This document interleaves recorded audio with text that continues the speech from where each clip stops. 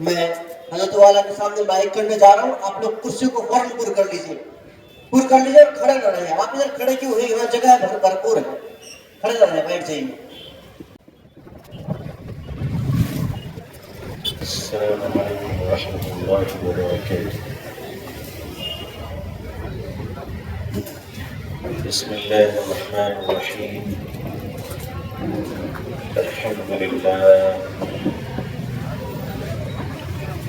الحمد لله وكفى وسلام على عباده الذين اصطفى.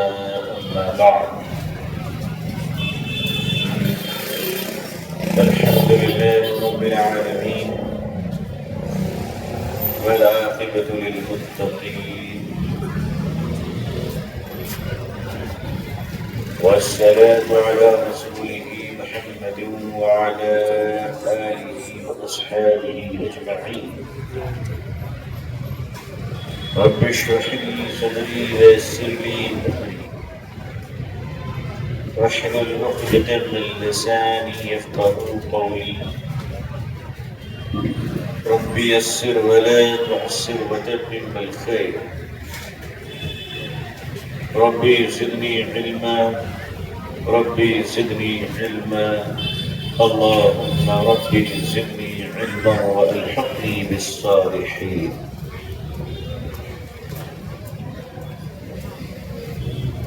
أعوذ بالله من الشيطان الرجيم.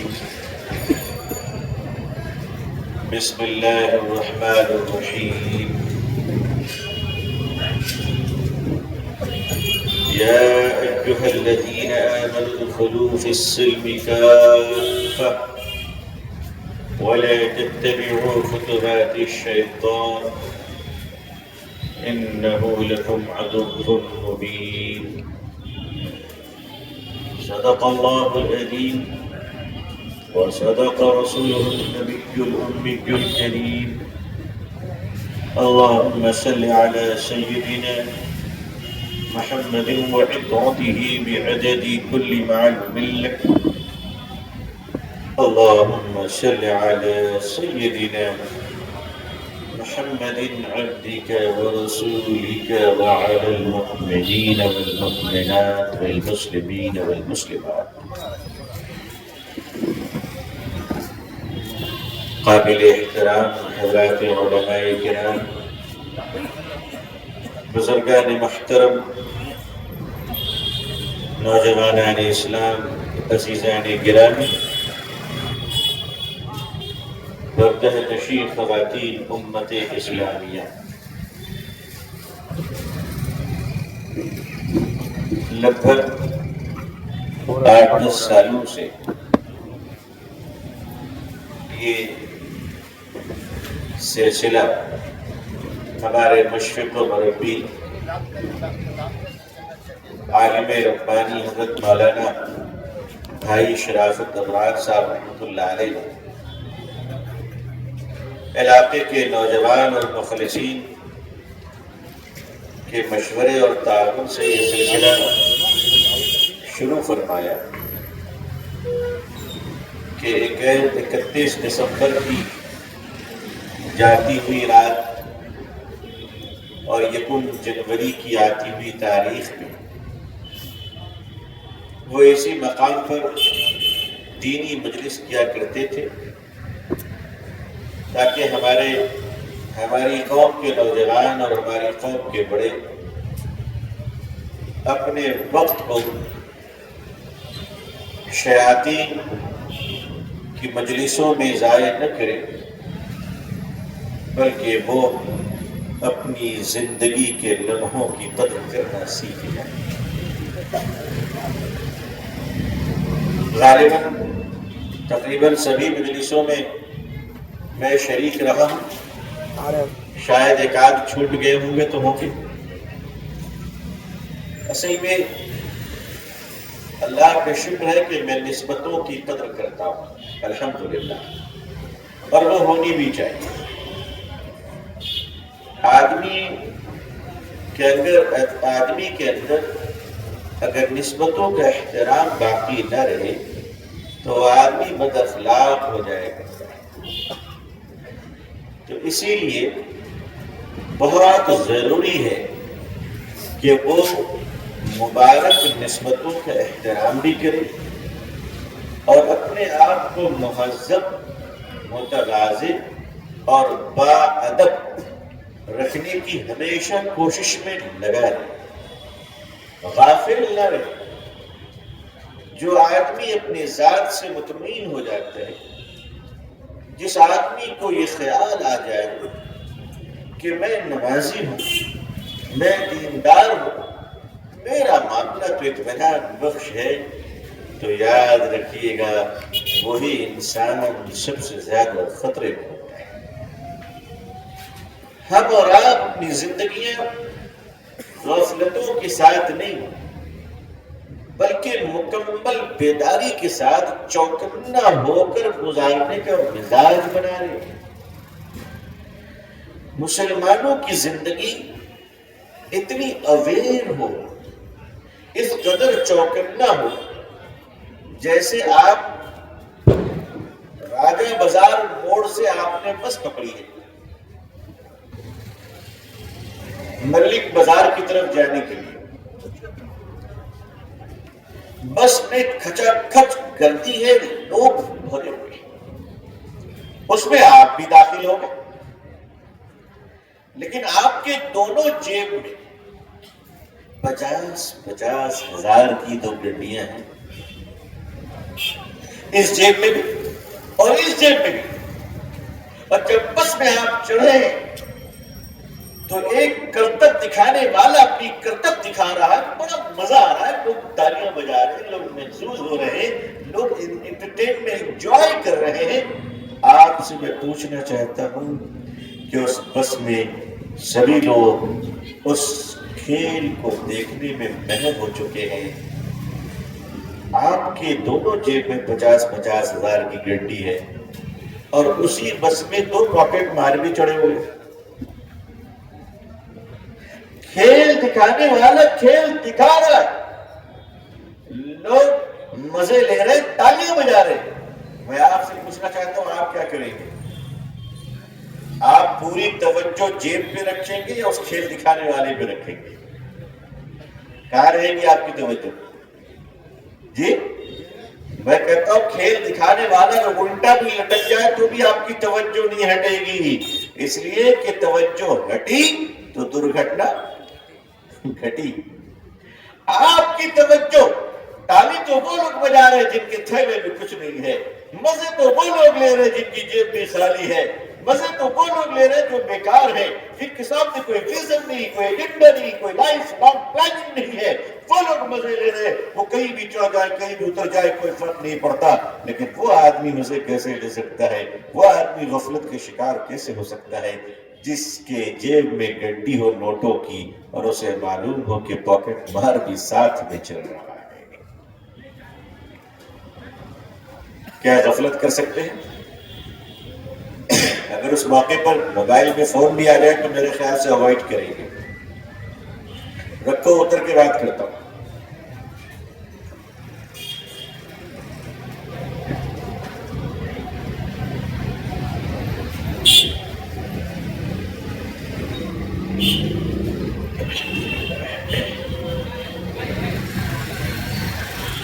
اگر اس آدمی کو فون بھی آ جائے تو وہ فون پہ لمبی گفتگو نہیں کرے گا، کہے گا کہ فون رکھو بس میں ہوں اتر کر بات کروں گا، لیکن اس کی مکمل توجہ اپنے دونوں جیب کی طرف ہوگی کہ اس طرف بھی حضرت مبلغ علیہ السلام ہے، اس طرف بھی حضرت مبلغ علیہ السلام ہے، ان دونوں فرشتوں کو کچھ نہ ہو جائے چاہے میرے کپڑے پاجامے رہے یا نہ رہے۔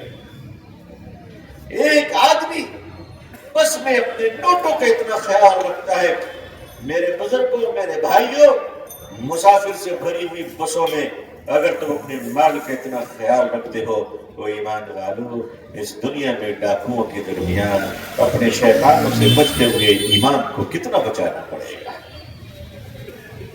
ایمان کا کتنا خیال رکھنا پڑے گا تاکہ ایمان بچی رہے، ایمان محفوظ رہے۔ غافل انسان سے بڑا برباد کوئی نہیں۔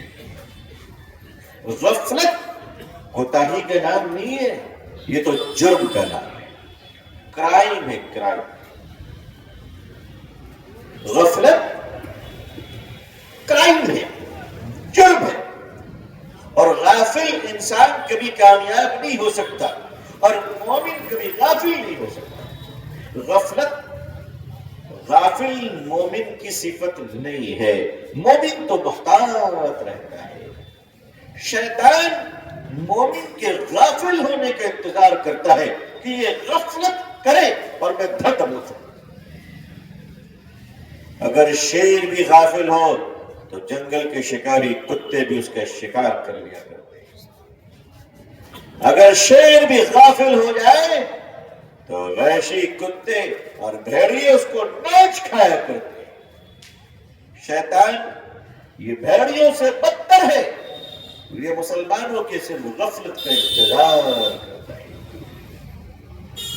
تو مسلمان غافل کہاں ہوتا ہے؟ مسلمان غافل وہاں ہوتا ہے جہاں اللہ کی یاد سے یہ خاموش ہو جاتا ہے۔ اس کی لائف لائن، اس کی سانس اللہ کی یاد ہے، اللہ کی یادیں۔ اگر یہ بھول گیا تو یہ غافل ہو گیا، اور غافل جو اللہ کے ذکر سے، اللہ کی یاد سے جو غافل ہو اسے زندوں میں شمار نہیں کیا جاتا، اسے مردوں میں شمار کیا جاتا ہے۔ حضرت خالد بن ولید رضی اللہ تعالیٰ بڑے جید جمیل اور بڑے فائٹر تھے، بڑے فائٹر،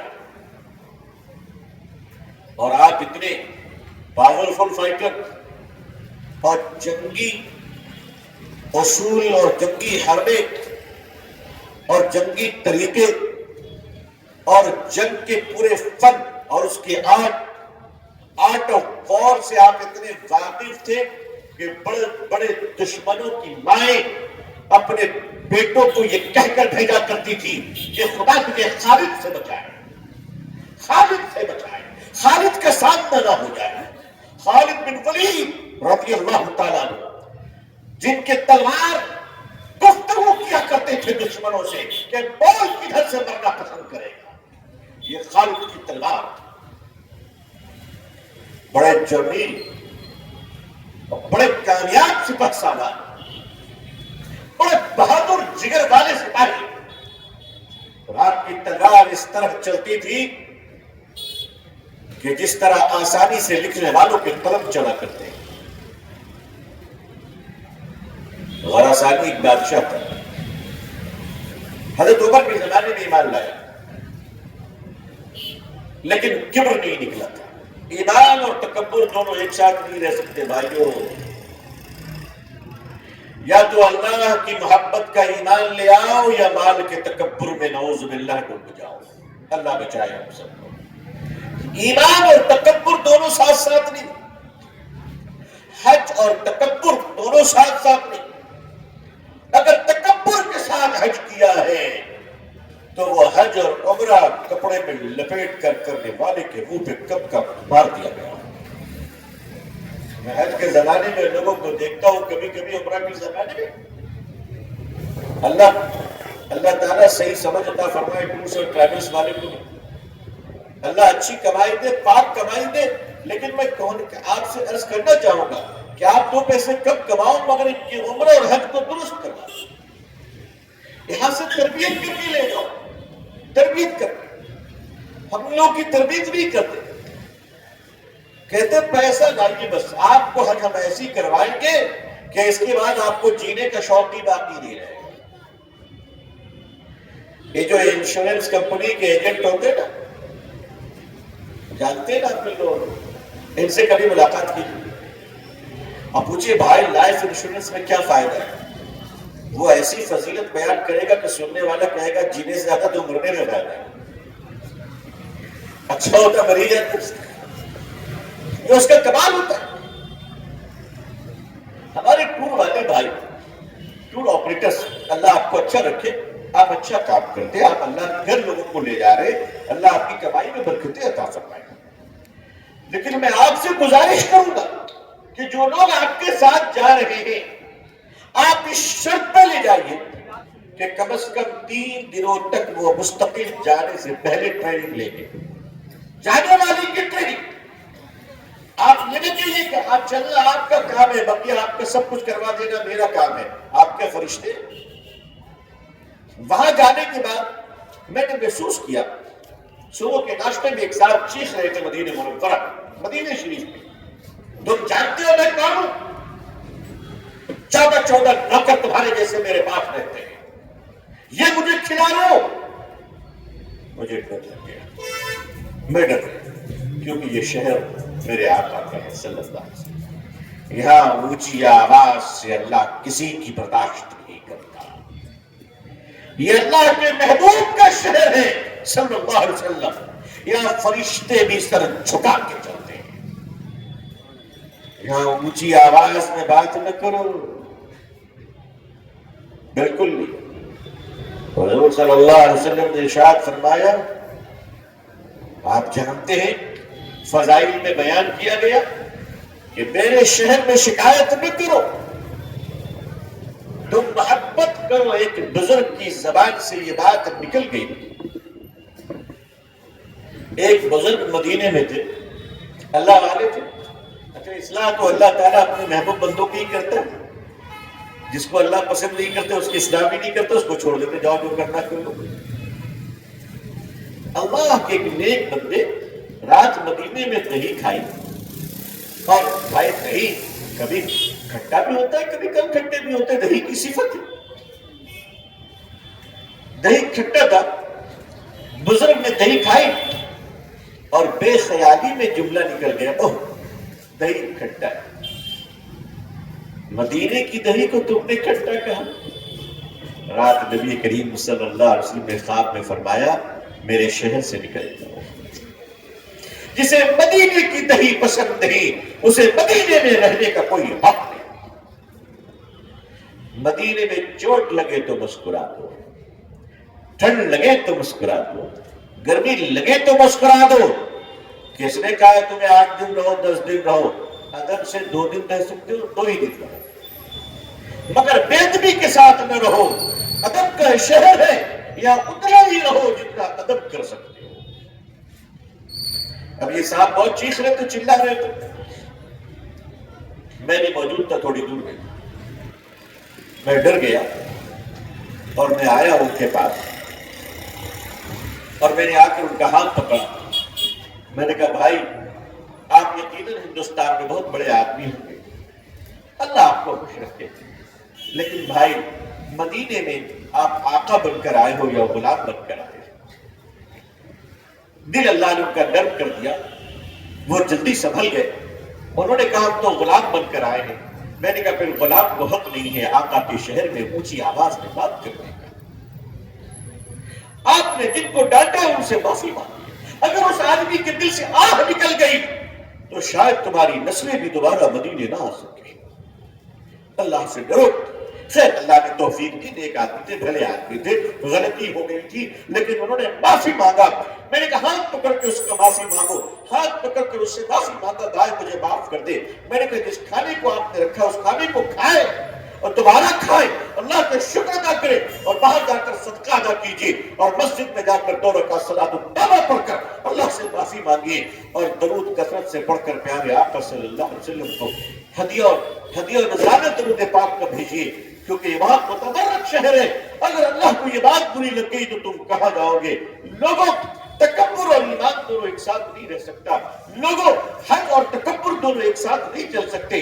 لوگوں تکبر اور عمرہ دونوں ایک ساتھ نہیں چل سکتا. تم یہ طے کر لو کہ تمہارے دل میں غرور رہے گا یا ایمان رہے گا. یہ تو طے کر نہیں ہے. غرور کے لیے کوئی جگہ نہیں ہے. غرضانی بادشاہ تھا، حضرت عمر کی زبان ایمان دلایا، مگر دل سے شہنشاہیت کا غرور گیا نہیں تھا. کہ میں ہوں. غرضانی بادشاہ اپنے لوگوں کے ساتھ حضرت عمر رضی اللہ عنہ کے ساتھ عمرہ کرنے آیا مکہ المکرمہ. احرام پہن کر وہ عمرے کا طواف کر رہا تھا، کعبۃ اللہ بیت اللہ شریف کے طواف کر رہا تھا، اس بادشاہ کے پیچھے مسلمانوں کا ایک غلام غریب انسان احرام پہن کر وہ بھی طواف کر رہے تھے. وہ دیہاتی تھے، بدو تھے، غلام تھے، شعور نہیں تھا. اللہ کے بندے غلطی سے ان کے پاؤں غراسانی کے احرام کے تہبند پہ پڑ گیا، جس سے وہ تہبند کھدتے کھدتے رہ گئی، پکڑ گیا. مگر وہ بادشاہ تھا، اس کے اندر غرور تھا، اس کو یہ بات بہت بری لگی کہ کسی غلام کی یہ جرت کہ میرے تہبند پر پاؤں لگا دے. وہ دوران طواف مڑا اور اس نے ایک گھونسا کس کے غلام کے ناک پہ مارا، جس سے بتی پھٹ گئی اور خون کے فوارے نکل گئے. غلام اسی حالت میں حضرت عمر کے پاس آیا رضی اللہ تعالی اور کہا کہ امیر المومنین، غراسان کے بادشاہ نے میرے ناک پہ مارا ہے، مجھے قصاص چاہیے، بدلہ چاہیے، انصاف چاہیے. حضرت عمر رضی اللہ تعالیٰ نے شاہ غراسان کو بلایا اور کہا کہ تم نے اسے کیوں مارا؟ اس نے کہا کہ اس کے پاؤں، یہ غریب، یہ چھوٹا انسان، یہ غلام انسان جو اسٹیٹس میں میری برابری کے لیے اس نے میرے احرام کی تہبند پر پاؤں رکھ دیا. مجھے غصہ آیا اور میں نے جلال میں اس کے ناک پھاڑ دیے، کیونکہ میں بادشاہ ہوں. سیدنا حضرت عمر فاروق رضی اللہ تعالیٰ نے فرمایا کہ تم بادشاہ رہو یا کوئی بھی رہو، تمہیں حق نہیں پہنچتا کہ کسی آدمی پر ظلم کرو. کہا مقدمہ میرے پاس آیا ہوا ہے اور اس مقدمے کا فیصلہ ہو. تو اس غراسان کے بادشاہ نے کہا کیا فیصلہ ہوگا؟ فرمایا فیصلہ یہ کہ یا تو تم غلام سے معافی مانگ لو اور غلام تمہیں معاف کر دے، ورنہ قصاص غلام اسی زوردار طاقتور موسیٰ تمہاری ناک پہ مارے گا. تم بچو یا مرو تمہارا مقدر، مگر یہ تمہیں یہ فیصلہ اسلام کا، اسلام میں چھوٹا بڑا نہیں ہے.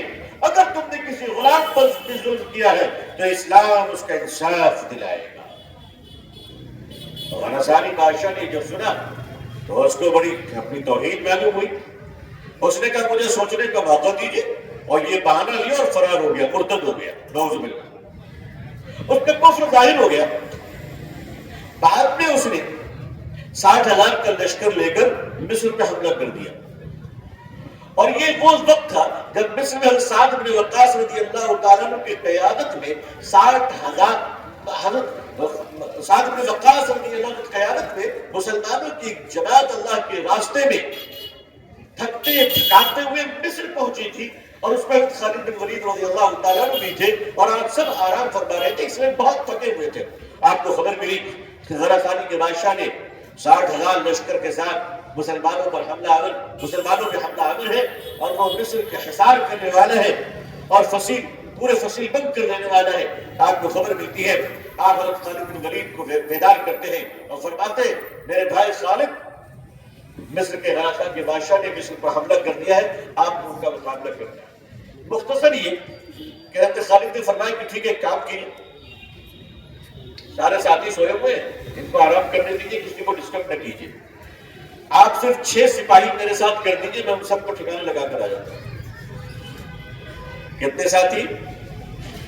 جی بھائی سنا آپ نے یا نہیں سنا؟ کتنے ساتھی؟ اور وہ کتنے تھے؟ 60,000. حضرت سعد بن وقاص نے فرمایا خالد لڑنے جا رہے ہو یا سوسائڈ کرنے جا رہے ہو؟ کیا ارادہ ہے؟ حضرت خالد نے فرمایا آگ میں تکلیف ہے ورنہ تنہائی کافی تھا انشاءاللہ.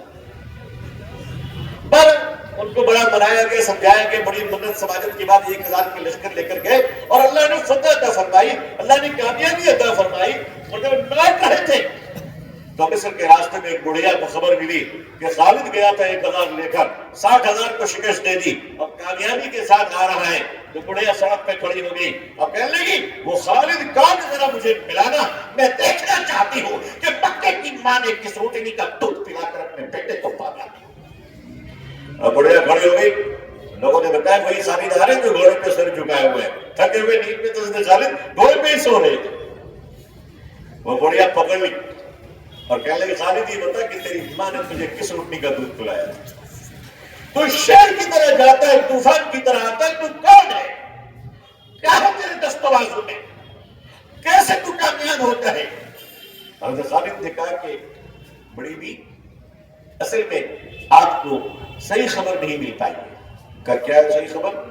کہ صحیح خبر یہ ہے کہ ہمارے اور آپ کے پیارے آقا، اللہ کے سچے رسول اور آخری رسول حضرت محمد رسول اللہ صلی اللہ علیہ وسلم کے ارشاد مبارک ہے کہ جو لوگ اللہ کا ذکر کرتے ہیں وہ زندہ ہیں۔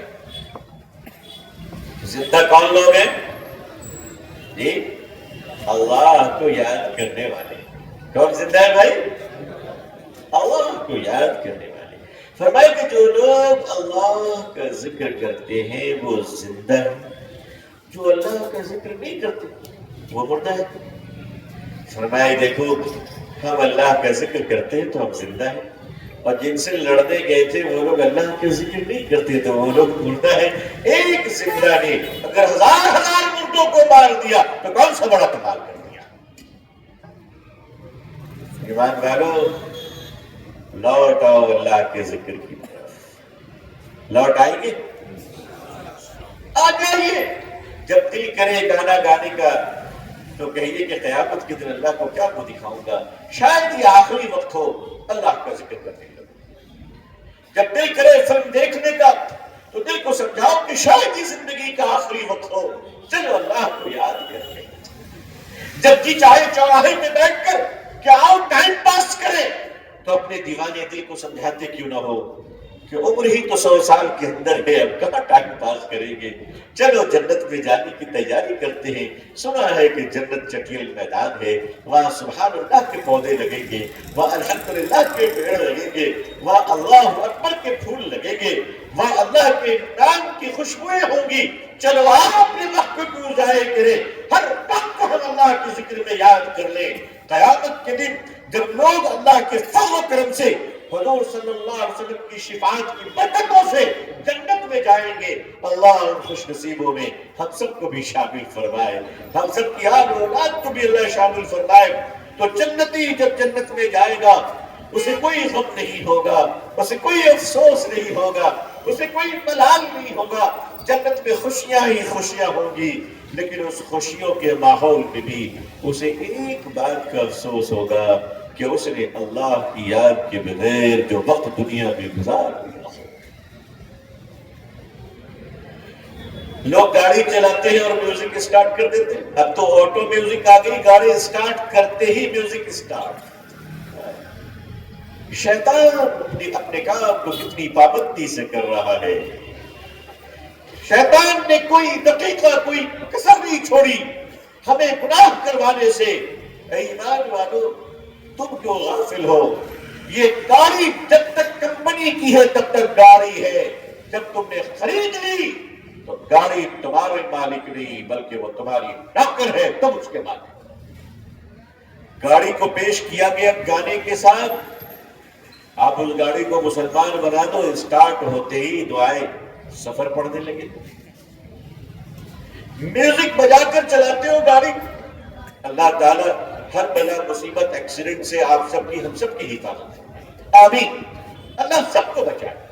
لیکن میرے بھائی، اللہ نہ کرے، اللہ نہ کرے، اگر کوئی بات ہو گئی اللہ نہ کرے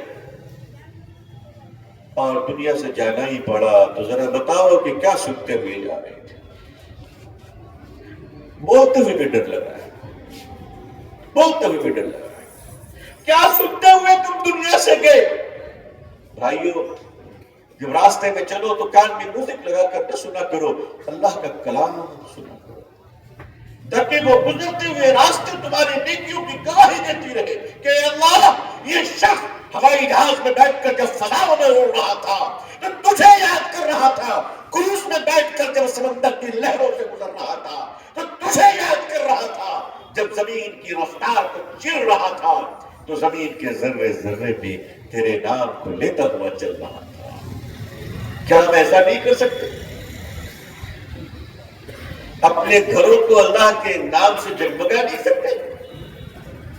کسی نے بڑا اچھا لکھا اور مجھے یہ بات اچھی لگی، میں آپ کو کاپی پیسٹ سنا رہا ہوں کہ بھائیو، میرے بزرگوں، اللہ نے یہودیوں کی پہچان کیا بتائی ہے قرآن میں؟ مکاری ہے نا، یہودی نصرانی کیا ہے، کفار مشرکین کیا ہے، مکار ہے، ایجار ہے، جھوٹے ہیں، موقع ملے تو ظلم کرتے ہیں. یہ قرآن نے بتایا. آپ مجھے بتائیے کہ یہ ساری خوبیاں، یہ ساری برائیاں ان میں نظر آ رہی کہ نہیں آ رہی؟ جی نظر آ رہی ہے. قرآن نے کہا کہ یہودی ایجار و مکار ہیں. بتاؤ یہ سچ ہے، نظر آ رہا ہے کہ نہیں آ رہا ہے؟ قرآن نے کہا تو یہودی کر کے دکھا رہا ہے. وہ کر کے دکھا رہا ہے کہ نہیں دکھا رہا ہے؟ مسلمانوں کے بارے میں قرآن نے کیا کہا ہے؟ جی مسلمانوں کے بارے میں قرآن نے کہا ہے یہ سچے ہیں، ہے نا، یہ نیک ہے، یہ دیندار ہے، یہ جھوٹ نہیں بولتے، یہ کم نہیں تولتے، یہ وعدہ بے وفائی نہیں کرتے، یہ وعدہ خلافی نہیں کرتے، یہ تکبر نہیں کرتے، یہ دوسروں کو دھوکہ نہیں دیتے، یہ سامان میں خود برد نہیں کرتے، یہ بے ایمانی نہیں کرتے، یہ قرض لے کر بھول نہیں جاتے. مسلمانوں کی بھی پہچان قرآن نے بتائی، یہودی کی پہچان قرآن نے بتائی. یہ بتائیے کہ یہودی کی پہچان تو سامنے جگ ظاہر ہے، مسلمان کی پہچان ظاہر کیوں نہیں ہو رہی؟ نعوذ باللہ. قرآن نے جھوٹ تو نہیں کہا، قرآن نے سچ کہا. تو سچ کہا تو یہ مسلمان کہا نہیں. مسلمان ہیں مگر تھوڑے ہیں. اس کا مطلب یہ نہیں کہ سارے مسلمان منافق ہیں. دیکھو حضور صلی اللہ علیہ وسلم کے زمانے میں جو منافق تھے، جتنے منافقین وہ اپنی شرارت اور فساد کی وجہ سے منافق تھا. ہمارے دور میں جو لوگ ہیں یہ اپنی سستی اور غفلت کی وجہ سے، دین کی دشمنی میں نہیں ہے. اس دور میں جو مسلمانوں کا نفاق ظاہر ہو رہا ہے یہ اسلام کی دشمنی بھی نہیں ہے. جیسے منافق کی پہچان کیا بتائے گی؟ نماز میں سستی. منافق نماز میں سستی کرتا ہے. ہم لوگوں کے ساتھ بھی سستی پیش آ رہی ہے نماز میں.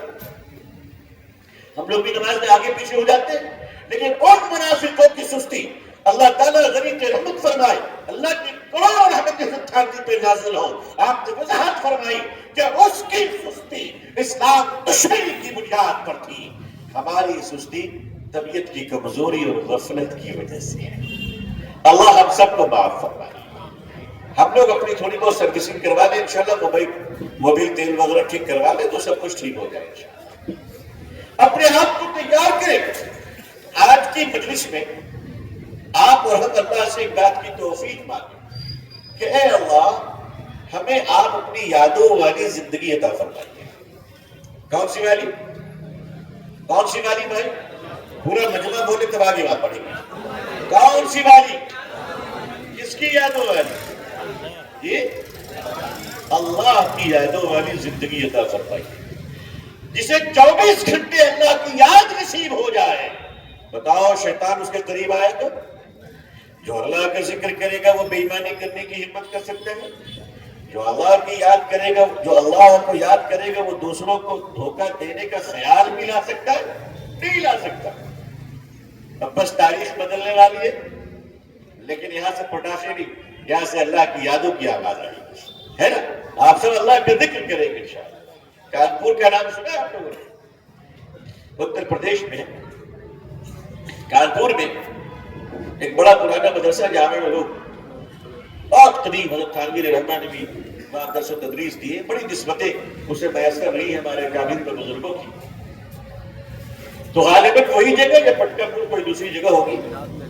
انگریزوں کا زمانہ، مسجد کے قریب ایک شراب کی دکان کھل گئی. اب مسلمان تو آپ جانتے ہیں برا مسلمان ہوتا ہے، ہاں یہ تو بیچارہ اتنا ایماندار ہوتا ہے کہ شراب کی دکان میں بھی بیٹھ کر کہتا ہے گوشت حلال لانا، کباب حرام نہیں کھاتے مسلمان. مسلمان ویٹر سے پوچھتا ہے کباب حلال ہے نا گوشت، اور پی کیا رہا ہے؟ تو اتنا اس کا ایمان ہے کہ حرام پی لے گا مگر کھائے گا حلال. مسجد کے قریب ایک شراب خانہ کھل گئی. اب شراب کی دکان جو کھلی تو مسلمانوں میں کوہرام مچ گیا. بس پابندی سے ہر نماز میں دعا کی جانے کی اللہ اس کی شراب کی دکان میں آگ لگا دی. پورا مجمع کہے آمین. اب یہ دعا ہو رہی تھی, ایک دن شارٹ سرکٹ ہوئی بجلی کی اور واقعی آگ لگ گئی. اور شراب میں چونکہ الکوہل ہوتی ہے تو آگ بھڑک گئی, اسپرٹ. بہرحال پوری دکان جل کر خاکستر ہو گئی. شراب کی دکان کا مالک اٹھا اور تھانے میں ایف آئی آر کروایا کہ میری دکان میں جو آگ لگی ہے وہ اس مسجد میں نماز پڑھانے والے امام صاحب اور مصلیوں کی بددعاؤں کی وجہ سے آگ لگی ہے. اب ایف آئی آر میں لکھی گئی کہ مسلمانوں کی بددعا سے شراب کی دکان میں کیا ہوئی, کیا ہوئی بھائی, آگ لگ گئی. اخبار میں نیوز بن گئی. پولیس والے تھانے میں بلائے گئے امام صاحب کو, سارے مقتدیوں کو. بھائی شراب کی دکان کے مالک نے کہا ایف آئی آر میں کہ آپ کی بددعاؤں سے آگ لگی ہے, آپ کیا کہتے ہیں؟ ان لوگوں نے کہا ہرگز نہیں, ہماری دعاؤں میں اتنا اثر کہاں ہے. ہماری بددعاؤں میں ہم بددعا کیے لیکن ہم کو یقین نہیں کہ ہماری بددعا سے آگ لگی.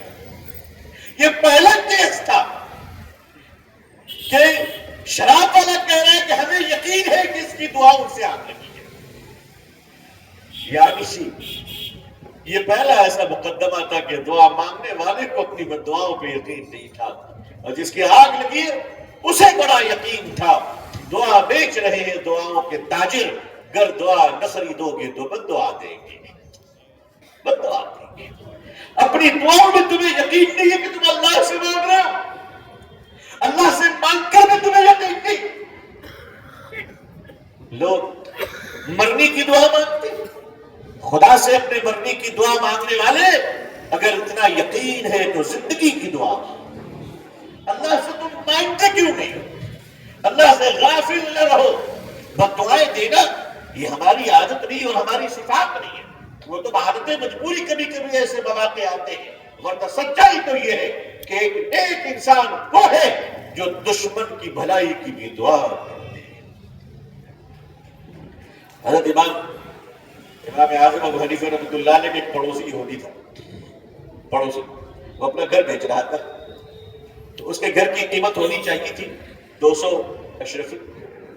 تو اس نے بورڈ لگایا کہ میرا گھر بکاؤ ہے, ہم لوگ لگاتے ہیں نا فار سیل. تو اس نے بھی ایک تختی لگا دی کہ میں گھر بیچنا چاہتا ہوں مگر قیمت 400 اشرفی. لوگ بڑے حیران ہو گئے تھے, کمال کا آدمی ہے, 200 کا مال 400 میں بیچ رہا ہے. تو خریدار کو اس سے پوچھا کہ تم 400 میں کیوں بیچ رہے, مکان تو 200 کے.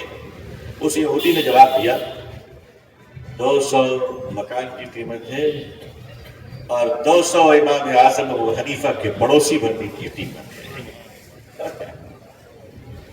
کسی کے نصیب اچھے ہوں گے کہ امام اعظم ابو حنیفہ رحمۃ اللہ علیہ کا پڑوسی بن جائے. امام صاحب کو خبر ملی, وہ تشریف لے گئے اور کہا بھائی آپ کو ضرورت کتنی کی ہے؟ کہا ضرورت تو 200 کی. کہا آپ ہم سے رہیے, آپ ہم سے لے لیجیے اور یہی رہیے, مجھے بھی تو اتنے اچھے پڑوسی چاہیے جو میری قدر کر سکے. آج ہم لوگ اچھے پڑوسی ڈھونڈتے کہ نہیں ڈھونڈتے؟ اچھا اس میں سے کس کو چاہیے اچھا پڑوسی بتائیے, تو ہم سب کو چاہیے انشاءاللہ. قیامت تک اس کا کوئی علاج نہیں ہے. آپ کو اچھا پڑوسی چاہیے, اس کی گارنٹی کوئی نہیں دے سکتا. آپ اچھے پڑوسی بن جائیں گے, سارا جہاں اچھا بن جائے گا, ہے نا انشاءاللہ. ہم خود اچھے بن جائیں, دوسروں سے تقاضا کرتے ہیں ہم خود اچھے پڑوسی بن جائیں. ہماری پہچان کے اچھے پڑوسی بننے کی, ہماری پہچان یہ کہ ہماری تیز آواز پڑوسی کے گھر میں نہ جائے. سمجھ گئے؟ اب تیز آواز اپنے گلے پھاڑ جگر کی آواز ہو یا ٹی وی ریڈیو اور موبائل کی آواز ہو, ہماری آواز سے ہمارے پڑوسی کو تکلیف نہ پہنچے. نمبر 1.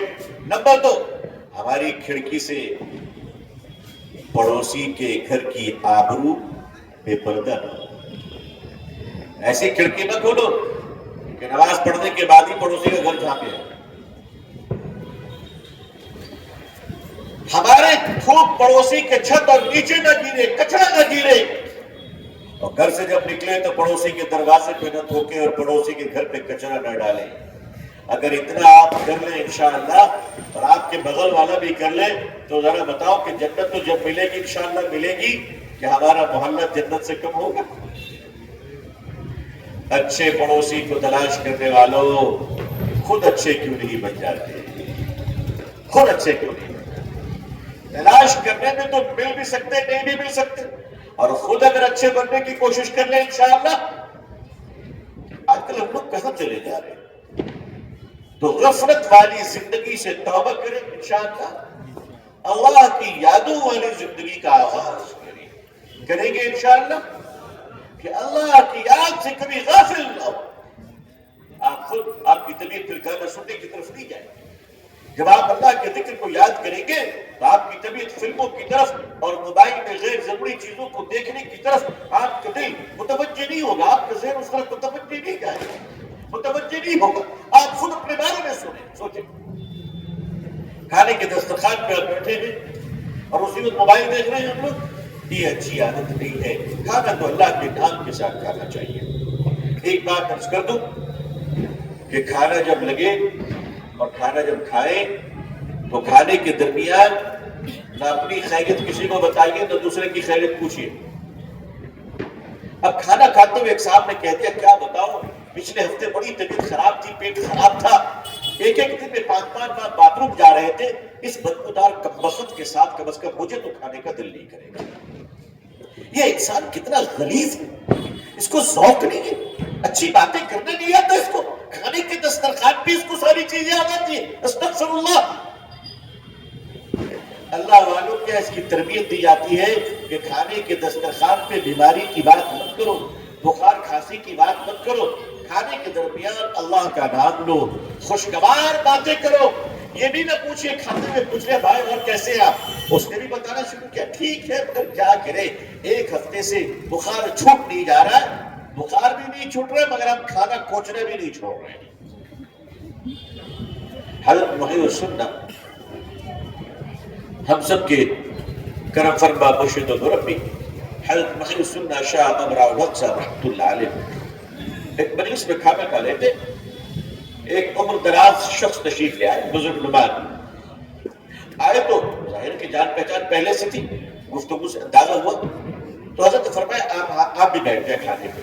وہ بیٹھ گئے، کسی نے ان سے پوچھ لیا کہ کہاں رہ گئے تھے اتنی دیر، بس اتنی غلطی ہو گئی پوچھنا، کہاں رہ گئے تھے اتنی دیر، انہوں نے کہا وہ راستے میں آ رہا تھا، ایکسیڈنٹ ہو گئی تھی، کافی کا بھیجا پڑ گیا۔